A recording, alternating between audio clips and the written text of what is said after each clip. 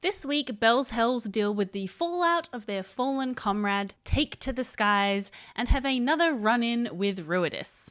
Let's get into it. But wait, if you want somewhere to chat Critical Role with other Moon lore nerds, then you can join my Discord or my new Facebook group. There are links in the description. We pick up at the Spire by Fire, where the party are reeling from the loss of Lord Esteros. They try to decide what to do because they're worried that if they go around and start telling people about his death, that they're going to be the main suspects. Really, they just want to get out of town as soon as possible. We're hot right now.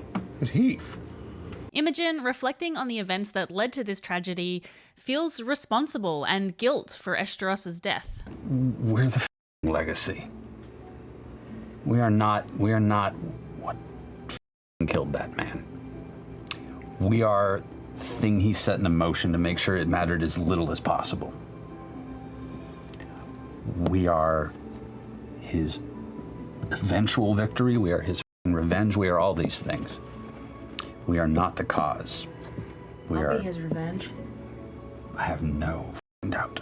Orym suggests that they give Esteros' letters to Mistress Sashadri so that she can distribute them, which reduces the risk of them going around and meeting a bunch of people who then might be exposed to Odohan and her assassins. So they send a message to her informing her of Esteros' death and requesting to meet at the Spire by Fire. They also send a message to Evelyn, who was Esteros' caretaker, not telling her about his death, but just warning her to not go back to the house. Orym also checks in with Laudna about how she's doing. She apparently is doing okay. And FCG brings up Laudna's original name, Matilda, and we learn her surname, Bradbury. Apparently the name Laudna came from her sort of singing la la la la to herself and to Pate. The la la las that I used to do alone just kind of slowly turned into Laudna.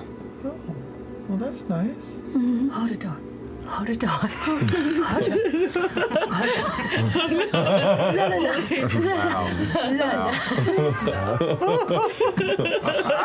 Oh no. Too soon! I still haven't recovered from that. The party discuss what we've all been discussing. Is Delilah gone? Is she still there? Does Laudna still have her warlock powers? Well, the first question is still a mystery, but for the second one, it seems like the answer is yes. We did in fact see Laudna use some of those warlock powers in the last episode. She used her Pact of the Chain feature to summon Pate, and this week she used Eldritch Blast. But Laudna is a little concerned that if she keeps using her warlock abilities, is she going to be strengthening Delilah or giving any more power to Delilah, which I think is a fair question and is rather unsettling. At that moment, there is a knock on the door from Gus and Ollie, the Green Seekers. I was so happy to see them. I was really hoping we would get to see them again. But unfortunately... We have an escort of armed soldiers on the outside of the Spire by Fire. We didn't want to make a scene, so we just came in ourselves. But just no funny business, or this will turn into a scene. We just need to bring you for some questioning at the scene of the crime. Shashadri will meet you there, as per the conversation I guess you had. But understand, you are very much the number one possible culprit. Ain't that right? No, it's true. Look, we're just trying to make this work out best we can for you. This makes a lot of sense, and of course the suspicion would be compounded by the fact that Belle's Hells were quite significant beneficiaries of Esteros' will, you know, since he bequeathed them the skyship. But Chetney's pissed off about this. He doesn't like that they have had the finger pointed at them, and decides that he's going to read Mistress Shashadri's letter just to make sure everything is on the up and up. The letter reminisces about the work that Esteros and Shashadri have done together, and also explaining the work that Belle's Hells are doing with the Grim and Ruidus and all of that good stuff. So it seems like she is on the side of good, or at least the side of Belle's Hells at the moment. So Laudna uses mending to fix the wax seal on the letter. I cast mending to mend the seal back together. Finally, that spell can do something. Yeah? Mail fraud. Yes! 2 campaigns in a row. This, of course, is referring to the time that Marisha's character Bo in Campaign 2 also committed mail fraud. So without much choice in the matter, they head off with the Green Seekers to Esteros Manor to meet Mistress Shashadri. Upon their arrival, they meet another person at the manor, a very strange-looking woman with silvery hair, no brows, extremely pale skin, and a rather creepy disposition. Her name is Grave Mystic Weaver Vudal, a worshipper of the Dusk Maven, which is another name for the Matron of Ravens. And this Grave Mystic apparently has the job of communicating with the dead to aid in investigations like this one. She casts Speak with Dead, and we hear one final time from Eshtaros. As she does, the chest of Eshtaros lifts up a bit, and the head lifts up with it as well. The eyes open, bloodshot, and you can see the coagulation of the blood around the bottom of the eyes, but the jaw hangs open. When did you die? And you hear the crackling sound of air pushing against dried vocal cords. Not but the day before. How did you die? And there's this like weird, sickly, sweet joy as she asks these macabre questions. I was killed by the legend. And who was this legend who was responsible for your death? The legend of the peaks. Otohan. These strangers. And she takes her hand like this, and then as she twists her arm, the body like twists to turn and face this kind of awful, kind of haphazard puppet-like movement in your direction as you see now the corpse of Eshtaros facing towards you. Were they responsible and involved in your demise? No. Twists him back. Do you have any final requests? To be interred next to Mistress Prudash in the Lucent Memorial Mausoleum. With the final gasp of air escaping, the body goes limp back to the ground. We've seen this spell used quite a bit in Critical Role before, but for some reason, the fact that it's like a very beloved NPC just makes it feel so much creepier. I was trying to recall, I don't know that we've had this spell used before on someone who was like so close to the party. So yeah, it was very eerie, a very eerie experience. Mistress Prudage, who is the person that Eshtaros asks to be interred next to, was his former employer. He worked as a bodyguard for her for many years, and they seem to have had a very close friendship. When Mistress Prudage died, she left all of her estate and her businesses to Eshtaros, and critics have been speculating that this might have been a romantic connection, but regardless of whether it is a romantic one or just a very close and intimate friendship, it's very sweet the thought of them sort of ending up back together again, even though I'm still very unhappy about Eshtaros being dead. Mistress Shashadri requests that the Green Seekers invest Odahan Thul, but they decline, saying that they're not bounty hunters, it's a little above their pay grade, and they're more into sort of the investigating stuff. But gee, I wonder who else could go after Odahan, who might also be in the room. So now they have a bounty as well as a personal vendetta to hunt Odahan down. So yes, they are very interested. And speaking of interest, Weaver Vudal takes an interest in Laudna. You look like you've had a brush with something recently. A bit darker on the edges. A bit withered. I noticed. Ooh, welcome back. This character is so weird and creepy. I love her, and I'm hoping that we get to see her again. It would be very interesting if they could spend a little bit more time with her to see if she could glean anything about Delilah. With their name cleared, the party entrust the letters to Mistress Shashadri, who says that she will take care of all the arrangements for Eshtaros's body, as well as the bequeathment... Is that a word? The bequeathing of the skyship on Bell's Hells. And the party say goodbye to Eshtaros in their own strange way. Fern rifles through his pockets and Laudna sends Pate to steal his spices. But we do get a couple of nice, heartfelt goodbyes. Thank you, sir. We are in your debt. Trust me. We'll follow this through to the last breath. Say thank you for trusting in us and for giving as generously as you did. I know we're Bell's Hells and Bertrand did bring us together, but I feel like you solidified that, and like Orm said, we're gonna make this right. I'm glad you get to be with your love now. Well, it all ends up the same in the end, doesn't it? We'll get to work.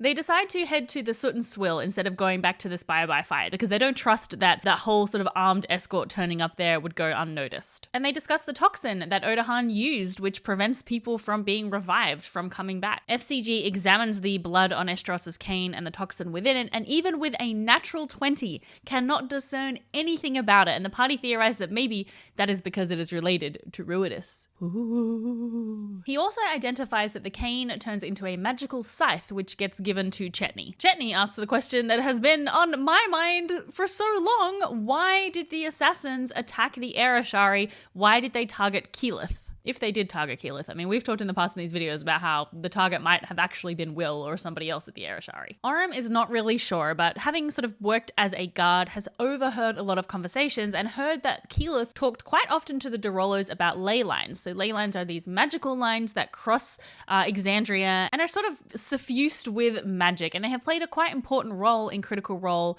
history. So in Exandria Unlimited Calamity, we saw that the ley lines played a major role and were used as sort of a protective spell around Exandria. In Campaign 1, the ley lines were also very significant there, and we know that they interact with the apogee solstice and that great works of magic can be made at that time. There's time for a brief catch-up with Pretty the Ogre. I am exploring my options. Yes, Pretty, get out there. All of your friends lie broken on the battlefield around you, but you could save them all. It all comes down to this one roll of the dice. Okay, I need to find the perfect dice. Oh, I don't know which one to use. None of these feel right. Well, hello there, lassie. Looks like you need some luck on your side. Who are you? Me? I'm the patron saint of only crates. Here, take this.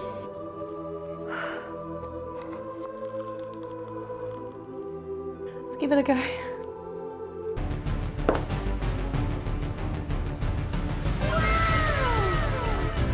Gain the favor of the dice gods with your own set of stunning dice from Only Crits. Click the link in the description and use the code LUNA at checkout to get 12% off your order, plus every purchase comes with a free D&D adventure. And for even more discounts, look out for their Black Friday and Cyber Monday sale at the end of November.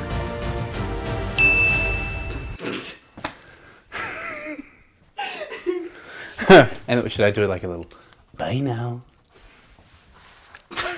They head to the skyship, ready to get out of town, and oh yeah, the skyship was really badly damaged when they came back. It doesn't seem very conducive to a quick getaway. We can make it work.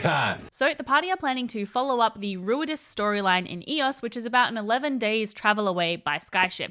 However, if they cut across the Hellcat Valley, they can shave a bit of time off of their trip, but it's much more dangerous. They decide to take this more dangerous, shorter route because the pressing timeline of the apogee solstice is heavy on their minds. But they do decide to make a little bit of extra time to stop off at the jungles of Ashanador, which is where the Gorgonai are. So the Gorgonai are a sect of lycanthropic blood hunters who have used blood magic to sort of tame and control the curse of lycanthropy. Chetney was directed to find them by Ajit Dayal because he is sort of trying to learn more about his condition, and it looks like we will be getting a little more Chetney storyline, especially because of the events that happen later in the episode, which we'll get to. Before they leave, they stock up on some rubies and diamonds, and I really hope they don't have to use those diamonds anytime soon because I do not think I can emotionally take it. And with the ship somewhat repaired and another long rest behind them, they take to the skies. Day 1 and Day 2 pass by without incident, and on Day 3 they encounter another dust storm. Chetney, Fern, Orym, and Imogen are all blown off of the ship, but luckily they thought ahead of time and tied themselves to the ship with some rope, so they do manage to get back on the ship unscathed. Due to this failed group check on Day 3, they actually lose a day of travel. On the 4th day, in the evening, Ruidus begins to flare, and Chetney, up on the bow of the ship, begins to feel an itch. Matt explains that his werewolf transformations have always felt strongly connected to Cartha, which is the big silver moon above Exandria, and that Ruidus never really played much of a role in werewolves. However, something to do with Ruidus now, perhaps with the apogee solstice approaching, has changed that. He just tears the flesh away from his torso, and as you watch the skin and hair of the gnomish form flop away like a discarded costume, the woven body of Chetney emerges in an angry, aggressive howl before he spins around, the eyes now emanating a dull red glow. Oh, I hated that scene so much. Nope. Chetney attacks Orym, who fights back, and Fern rushes over to help, casting the daylight spell. Hey, big guy. The moon's getting real low. This was such a cool idea, absolutely fantastic, and it does actually work on the second round, but unfortunately because Chetney is below half of his hit points, this triggers his Bloodlust feature, which is one of his class features, meaning that he has to make a wisdom saving throw, otherwise he attacks whoever is closest to him, and of course he fails that wisdom save. Chetney, Orym, and Fern all trade blows, and I know that PvP is like not ideal in D&D because it's not very balanced, and you know, it's not really something that can be included too frequently, but I loved this fight. I thought this was so fun. Normally I struggle to focus a little bit in the combats, just although there's numbers flying around kind of makes my brain go bleh. But yeah, this one was fantastic. I was on the edge of my seat the whole time. Chetney eventually succeeds on his wisdom save and transforms back into a gnome, and seeing what has happened, apologizes and explains that this has never happened before. Ruidus has never impacted him in this way before. But hey, Chetney's not the only one having some weird Ruidus time, because Imogen has another Red Storm dream. The kind of darkened, clothed shape of what looks like Laudna, the dark hair kind of moving into the wind, just still walking away from you. No. Laudna? No response, just keeps walking. I'm gonna will myself to move faster. Okay. You will yourself move faster, and as you're running, your feet begin to just kind of scrape and almost leave the ground, like you're occasionally touching with the tips as you kind of glide in a forward motion to where within just a brief moment you are right at the back of this figure. Laudna? You reach out and touch it. You touch it, and it spins around, and what was the black outfit of Laudna turns around, instead is a darkened, ruffled cloak. And you see what you thought was Laudna's hair blowing was tattered shreds of some sort of almost looks like a funeral shroud or some sort of a deep midnight cloak. And as it spins around, you see this scraggly hair in a lavender-like color. And that memory that unlocked, you immediately recognize this to be the face of your mother. As she looks back to you and goes, "You need to run." Her mother is whipped away and vanishes into the storm, so she cries out at the moon and she hears no response, and she calls out for Odahan and doesn't get any response. So in her anger and frustration, she casts a lightning bolt at the hut, which burns and then sort of disappears into the wind. She flies up towards the moon, but the flare fades and she starts plummeting and plummeting down, and just before she hits the ground, she wakes up. And then we finally get the moment that we have all been waiting for so long. I'm gonna cast Sending on my mom. Okay.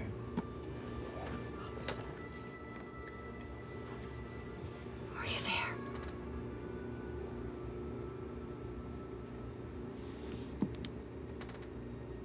Is that all you say? Yeah.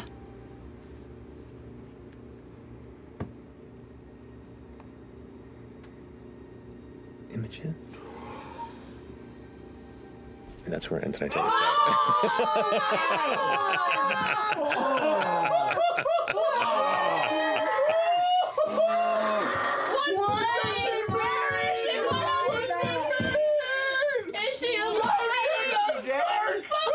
Thank you so much to my YouTube and Patreon members. If you'd like to support the channel, you can do so for as little as $2 a month, and you can get access to exclusive content like a supporter-only live stream, behind-the-scene peeks, and more. Welcome to new patrons Rebecca Reese, Elle Mudrock, and Work Shrub, as well as Jeff, Victoria, Seth, and Pixel. I'm sorry, and God, I just realized that I look horrible.